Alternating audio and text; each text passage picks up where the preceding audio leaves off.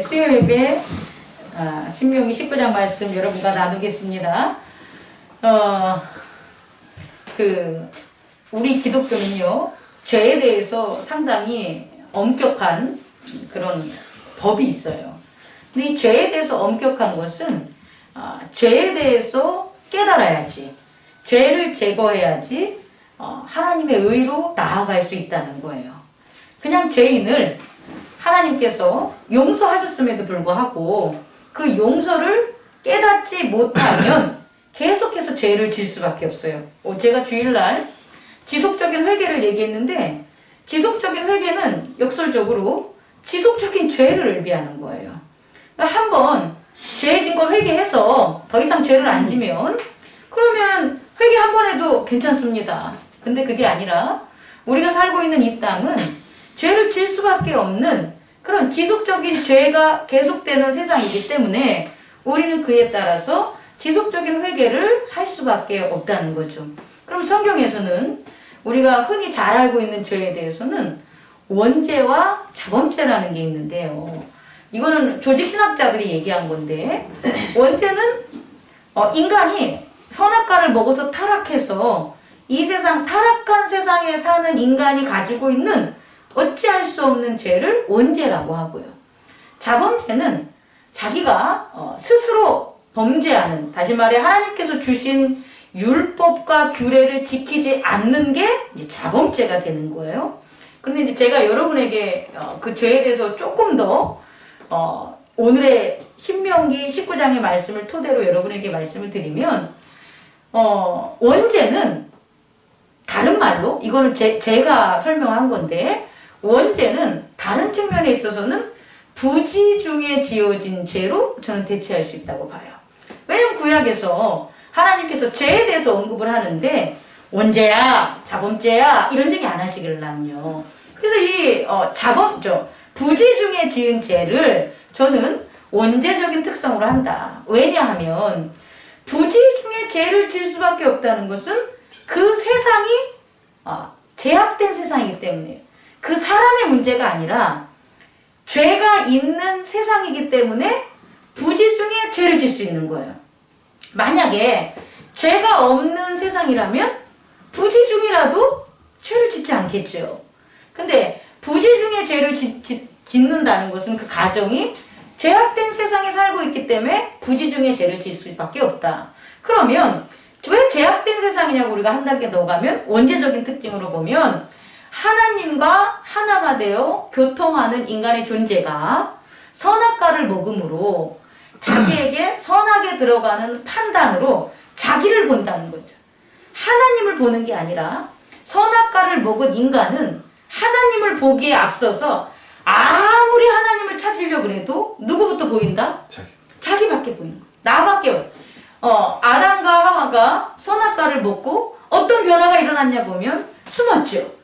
왜 숨었냐면 그들이 자기 자신을 봤기 때문에 숨은 거예요. 근데 예전에 선악과를 먹기 전에는 하나님만 봤기 때문에 숨지 않고 하나님에게 나올 수 있다는 거예요.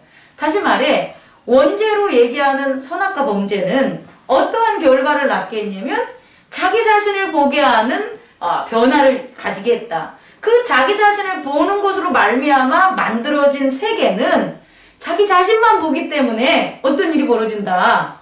부지 중에 죄를 질 수 있는 제약된 세상이라는 거예요. 내가 아닌 타인을 바라보고 내가 아닌 하나님을 바라본다면 어떤 일에서도 죄를 안 질 수 있는, 부지 중에 죄를 짓지 않는, 실족하거나 실수하지 않는 일이 벌어지는데, 그게 아니라 모든 일을 할 때 인간들은 자기부터 보게 되고 하나님을 나중에 봄으로 뭐 할 수밖에 없다. 부지 중에 죄를 질 수밖에 없다는 거예요. 두 번째 죄는요, 율법에 어긋난, 다시 말해 율법과 규례에 지키지 않는, 그게 뭐라고 하면 자범죄라고 하는데요. 이 자범죄는 사실은 원죄 때문에 발생된 거예요. 만약에 원죄가 발생되지 않았다면 자범죄라는 게 발생할 수도 없고 하나님의 법규와 규례가 세워지지도 않아요.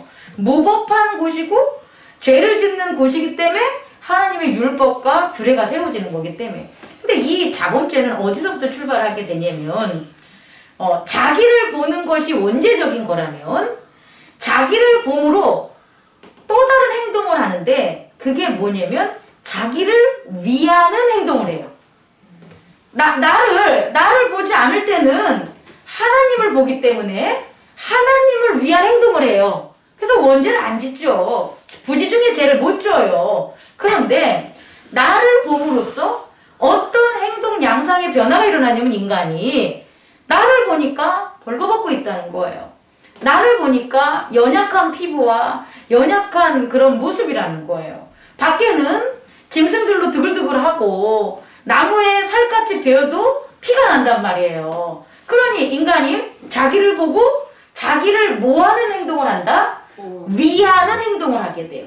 자기를 보호하고 자기를 위하는 프로텍트하는 그런 행동을 하게 되는데 그것들이 뭘 발생하냐 보면 자범죄를 발생하게 된다는 거예요. 특히 이거에 대한 최초의 인류 범죄가 뭐냐면 카인과 아벨의 그 둘의 재단을 쌓았을 때 카인이 아벨을 죽이는 거예요. 카인이 아벨을 죽인 이유는 뭐 쉽게 말하면 개인적 열등감이라고 표현할 수도 있겠지만 사실은 그게 아니에요. 하나님이 나를 위하여 응답을 해줘야 되는데 나를 위하여 응답을 안 해주는 거예요, 여러분. 아벨이나 카인이 왜 재단을 쌓겠어요? 재단을 쌓으며 하나님이 응답하시는 그 복을 바탕으로 자기들이 살아가야 되는데 아벨을 드리는 재단은 계속 받는데 카인이 드리는 재단은 안 받으면 그럼 어떤 일이 발생하냐면 자기를 위하지 못하는 일이 발생된다는 거예요. 하나님께서 가인의 재단을 받았다면 하나님의 응답으로 인해서 가인은 자기를 위했기 때문에 내 스스로 자기를 위하는 일을 할 필요가 없어요. 그죠? 근데 하나님이 안 받아주니까 자기 스스로 자기를 위하는 일을 했는데 그게 뭐냐면 동생을 죽이는 거예요. 동생을 죽이면 아주 이게 바보 같은 생각인데 우리가 지금 그리스도 예수의 그런 변화된 말씀 때문에 이게 바보 같은 생각이라고 느껴지지. 예수 그리스도를 영접하지 못한 우리의 가족이 있다면 우리의 이웃이 있다면 그들은 여전히 못 깨달은 거예요. 아니 나를 위해서 니네 밭에 경계석을 옮길 수도 있지. 아니 나를 위해서 니네 밭에 있는 나무를 벨 수도 있지. 그래서 베서 뭐 하는 거예요? 싸우는 거라고. 그러다가 어떻게 하는 거예요? 야, 그 나무 하나 갖다 그러냐 그래서 칼로 푹 찔러서 죽이는 일이 결국 가인이 하나님의 재단을 아벨은 받고 자기를 안 받아줘가지고 아벨을 죽이는 거와 뭐가 다르겠냐는 거예요. 다시 말해 부지 중에 지은 죄는 나를 보기 때문에 짓는 원죄라면 의도적으로 짓는 죄, 그 자범죄, 의도적으로 짓는 자범죄는 나를 위한 행동 때문에 나타난다는 거예요. 오늘날 우리가 살고 있는 세상에서도 많은 자들이 도둑질을 하고요. 많은 자들이 폭력을 행사하고요. 또 크게는 전쟁을 일으키는데 이유가 뭐예요? 나를 위해서. 나를 위해서 도둑질하고 나를 위해서 강도짓하고 자기의 나라를 위해서 뭐 하는 거예요? 전쟁을 벌이킨다는 거예요. 이게 죄를 이해하는 오늘의 여러분과 첫 번째 나눌 말씀이 됐으면 좋겠습니다. 두 번째는요. 그럼에도 불구하고 하나님은 이 부지 중에 지은 죄와 의도적으로 지은 죄를 뭐 하시는 거예요? 용서하려는 거예요. 용서를 안 하면 두 가지 일이 발생하는데 구약에 있어서는 뭐냐면 제사장이 타락을 하게 되는 거예요. 제사장이 타락을 하게 되면 하나님께서 그의 백성과 구원할 수 있는 통로가 사라지게 되는 거예요. 또 신약에 있어서는요. 물론 구약에 있어서도 재물에 있어서 타락이 되지만 신약에 있어서는 제사장은 예수 그리스도의 대제사장으로 한다면 우리들의 역할은 겉으로 드러나는 구약에 있어서의 성소의 제사장의 역할보다는 예수 그리스도가 어린 양으로 하나님에게 제물로 바쳐진 것처럼 신약에 있어서의 우리들은 제사에 있어서 제물의 역할이 커요. 다시 말해 이 죄를 하나님께서 뭐하지 않는다면 해결할 방법을 주시지 않는다면 신약에 있어서는 우리들 그에 드려지는 제물이 어떻게 되는 거예요? 타락하게 되는 거예요. 재물이 거룩하지 않으면 하나님 못 받아들여요. 다시 말해 하나님은 그들의 백성과 자녀와 하나가 되기를 바라요. 왜? 제약된 세상에도 불구하고. 그럼 어떻게 해야 되냐면 제사장이 죄 짓는 걸 막아야 되고 재물이 흠이 있는 것을 막는 일들을 하나님께서는 저 오래전부터 오늘날까지 앞으로도 계속까지 그것을 우리들을 통해서 하신다는 거예요. 그래서 오늘 구약을 살펴봤을 때 정말 생소한 건데요. 도피성이라는 게 있다라는 거예요. 도피성. 부지 중에 지은 죄. 오늘 보니까 도피질을 하고 있는데 예를 들어서 그 도끼가 내가 잘못 휘둘러가지고 얘가 날아가서 옆에서 벌목을 하던 사람의 머리를 쳐서 죽였다고 치자라는 거예요. 그러면 그건 내가 의도해서 도끼를 휘두른 게 아니잖아요. 그러면 그 도끼에 맞은 가족이 아이 당신이 부지 중에 지은 죄니까 우리가 용서할게요 라고 하면 얼마나 좋아. 근데 인간은 그렇게 할 수 있다 없다? 없다라는 거예요 여러분. 아담의 타락으로 말미암아 자기를 봤다 그랬잖아요. 자기를 봤기 때문에 보게 되면 절제할 수가 없는 거예요 죄를. 우리들은 성인 뭐 믿음이 있다 해서 다 용서합니다. 우리 그냥 그게 뭐죠? 옛날에 나온 전도연 영화가 있는데 자꾸 생각이 안 나는데 밀양. 그 밀양에 대해서 기독교적 관점에서 토론을 되게 많이 했는데요. 거기 용서가 나오거든요. 그러면 기독교인들은 전도연 뭐 하는 거야? 용서해 주면 되지. 이 편이란 말이에요. 근데 그게 아니라는 거예요. 우리도 지금 제가 말씀을 전하면서 야 내가 하나님의 자녀고 하나님의 그 목회자를 하니까 부지 중에 지은 죄들을 용서해 줄 수 있겠지 라고 하는데 정말 그럽니까? 지나가다가 우리 최 권사님에게 해를 끼치는 일을 누군가가 하면 제가 뭘 봅니까? 자기 자신을 보게 되는 거예요. 그리고 그 사람을 보게 되는 거예요. 연약한 인간의 사람을 보게 되므로 그를 뭐 하는 거예요? 쳐 죽이는. 가만 내버려 두겠냐고. 내가 목사라 그래도 목을 막 잡고 막 비틀 것 같지 않겠습니까? 그게 우리들이라는 거예요. 그래서 그렇게 니네들이 그렇게 자기를 봄으로 인간의 죄진 자기를 봄으로 그 사람을 죽이면 어떤 일이 벌어져요? 죽이는 자도 죄인이 되고 죽음을 받는 자도 용서를 못 받으니까 죄인이 되는 거예요. 결국은 죄져서 다 죽어버려서 죄의 세상이 되는 거예요. 이 죄의 세상은 누구의 세상입니까? 사탄의 세상이 되는 거죠. 하나님의 세상이 아니라 사단의 세상이 되는 거예요. 그래서요, 정말 놀랍게도요, 이건 대단한 거예요. 다른 종교 이런 거 없어요. 도피성을 너희들이 내게 허락한 땅에 가면 세 구역을 나누어서 도피성을 줘라. 그리고 부지 중에 지은 죄를 있는 사람들은 거리로 다 들어가게 하라. 그럼 거기에 들어가서 부지 중에 지은 사람은 뭐 한다는 거예요?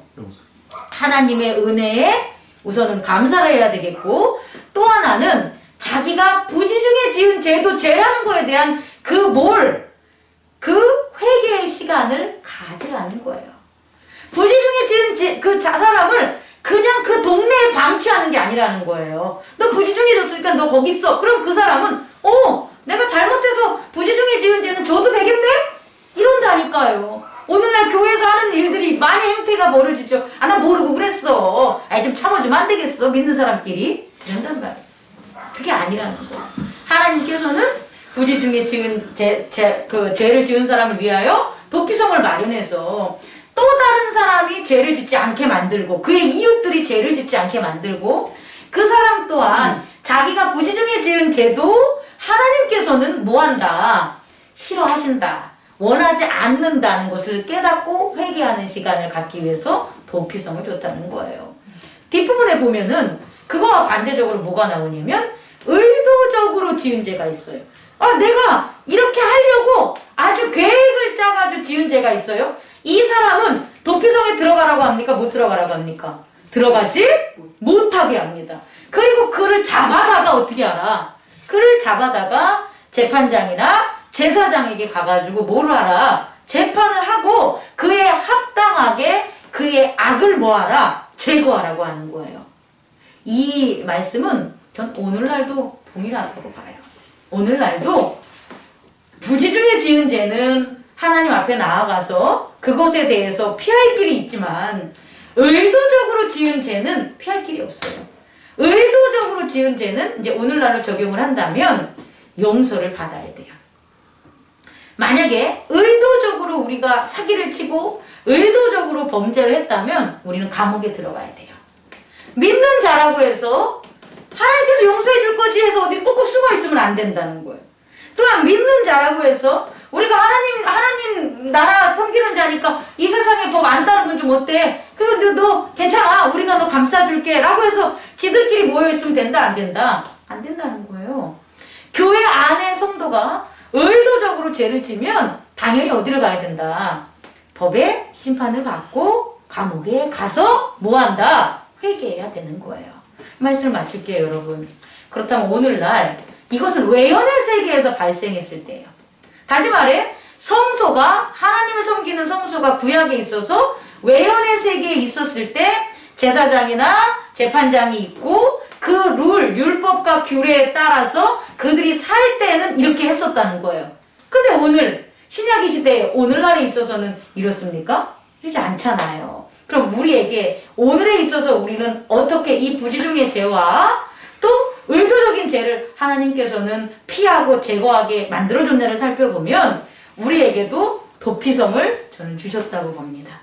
우리에게 도피성은 뭐냐면 바깥 세상에 있는 그런 구역이 아니에요. 그런 행정구역이 아니라 오늘날 우리의 내면의 세계에 주님이 주신 그 도피성격 역할을 하는 공간이 있다는 거예요. 그게 뭐냐 그러면 기도하는 공간이라는 거예요. 기도를 하면 부지중에 지은 죄에 대해서 격리가 된다는 거예요. 근데 내가 부지중에 죄를 졌음에도 불구하고 기도를 안 하면 그 부지중에 지은 죄에 대한 대가를 내가 뭐한다? 받을 수밖에 없다는 거예요. 그래서 오늘 신약에 있어서 예수 그리스도의 시대에 있어서 우리의 내면에는 기도를 할 수 있는 도피성이 있고요. 또 하나는 찬양을 할 수 있는 도피성이 있어요. 또 하나는 말씀을 묵상하는 도피성이 있다는 거예요. 전 세 가지 도피성을 여러분들에게 얘기해 주고 싶어요. 이건 제 해석인데 오늘날의 그런 도피성을 예수 그리스도를 통해서 우리에게 허락된다는 거예요. 그래서요. 내가 내 자녀한테 나 이런 말을 정말 하면 안 됐는데 나도 모르게 막 팍팍 튀어나온 거죠. 그럼 그대로 살면 안 된다고. 그대로 살면 자녀에게도 죄가 쌓이고 내게도 죄가 쌓여서 하나님께 드려지는 통로가 막히게 된다는 거예요. 그럼 어떻게 하냐? 내 의도는 내 마음은 이게 아닌데 내가 누군가에게 상처를 줬어. 그럼 어떻게 해야 된다? 기도의 도피성을, 찬양의 도피성을, 그리고 어디? 말씀 묵상의 도피성으로 여러분들은 가야 돼요. 그래서 정말 기도하시고 찬양하시고 말씀 묵상하심을 통하여 다시금 어떻게 해야 되냐? 다시는 그런 부지중의 죄를 안 지겠습니다라고 내가 뭐 해야 된다? 회개해야 된다는 걸 여러분 깨닫기 바랍니다. 두 번째는요. 의도적으로 지은 죄. 이 의도적으로 지은 죄에 대해서 성령께서 가르쳐 주신다는 거예요. 이제는 구약에 있어서는 율법과 규례에 의해서 우리가 뭘 잘못했는지 의도적인 죄에 대해서 물었다면 주님을 섬기고 복음을 받은 자는 우리들이 재판장과 제사장의 역할을 하는 게 누구시다? 성령이시다는 거예요. 그래서 성령 앞으로 가야 돼요. 제가 죄인지 알면서 어떻게 한 거예요? 남의 물건을 훔쳤어. 내가 죄인지 알면서 저 사람을 욕했어. 내가 죄인지 알면서도 자녀에게 아주 못된 말을 했어. 그러면 나는 기도한다고 해결되지 않고요. 말씀한다고 해결되는 게 아니라 성령 앞에 성령을 찾아가시고 성령을 부르셔야 되는 거예요. 주여, 저의 죄를 주께서 재판하여 주시옵소서. 원래는 교회가 그 역할을 했다고요. 원래는 교회가 두세 사람 증인을 앞세워가지고 교회에서 교회법대로 했는데 그렇게 되면 좋죠, 교회에서. 근데 지금 그 교회법이라는 게 얼마나 퇴색이 되고 지켜지지 않습니까? 그렇다면 목회자나 장로님이나 교회 어른들에게 고백을 하는 거예요. 고백을 하고 이 죄에 대해서 회개함 그리고 반성하는 것에 대해서 얘기를 하면 교회에 있는 그 목회자나 그 장로님이나 그 일원들이 권사님들이 그거를 듣고 그 다음에 판단을 해주는 거죠. 그렇게 하면 안 돼. 그럼 중요한 건 뭐냐면 그걸 듣는 사람이 따라야 된다는 거예요. 아니 목사님은 자녀한테 당신이 자녀의 가슴에 그런 대못을 박아가지고 자녀들이 얼마나 상처를 입었는지 알아요? 그러지 마세요 라고 얘기를 해도 본인이 순종을 안 하면 잘못했습니다. 그게 정말 죄군요. 자녀도 망하게 하고 나도 망하게 하는 거죠. 라고 해서 잘못했습니다. 다시는 안 하겠습니다. 라는 그 죄 지은 것에 대한 회개를 안 한다면 의미가 없는 거예요. 그리고 교회에서 목사님이나 권사님이나 장로님들이 그런 두세 사람 증인으로 하는 것은 반드시 성령의 말씀에 준해서 하는 거지. 자기 생각에 이 사람은 이래도 되고 저 사람은 저래도 되고 하면 된다 안 된다? 안 된다. 그래서 성령의 재판장과 제사장을 통하여 교회에서도 자기가 의도적으로 지은 죄를 용서받아야 돼. 그리고 교도소를 가든지 그리고 그거에 대해서 회개에 대해서 용서를 그 죄진 사람한테 받아야 되는 거예요. 예를 들어서 뭐 그런 분들은 없겠지만 사회적으로 범죄한 자가 있다면 교회에 와서 용서를 얻어서 회개를 하고 그 다음에 사회 법대로 재판을 받아서 감옥에 가는 게 맞고요. 그런 감옥에 갈 죄가 아니라면 교회 안에서 성령 안에서 재판을 받은 다음에 어떻게 해야 되냐면 그 잘못을 저지른 그 사람한테 가서 용서를 받아야 되는 거예요. 자녀에게 잘못을 저질렀으면 자녀에게 고백을 해서 자녀가 용서를 해야 되는 거예요. 꿔준 자에게 빚진 자에게 잘못을 했다면 그 사람한테 가서 그 사람의 용서를 받아야 되는 거예요. 그래야지 죄와 악을 다스릴 수 있다는 거예요. 말씀 마치겠습니다. 우리들은요 정말 중요해요. 아니 우리 같은 사람을 왜 하나님이 보호하사 우리들을 계속해서 죄 가운데 악 가운데 거하지 않고 회개하고 용서함으로 우리들을 성결케 하겠냐는 거예요. 이유는 우리를 통하여 하나님이 나타나기 때문이에요. 아멘. 거룩한 제사장을 통하여 나타나시고 거룩한 제물을 통하여 하나님은 나타나시기 때문에 우리는 반드시 이와 같은 죄와 악에 있어서의 그 제거함과 해결함이 필요하다는 거죠. 저와 여러분들이 오늘 말씀을 바탕으로 정말 우리가 가는 곳마다 죄와 악이 사라지고 그 죄와 악이 의도적으로 지은 거든 부지적으로 지은 거든 하나님의 말씀과 그의 뜻 안에서 모두 다 깨끗하고 제거될 수 있는 귀한 통로가 되기를 기도합니다. 축원합니다. 기도하겠습니다.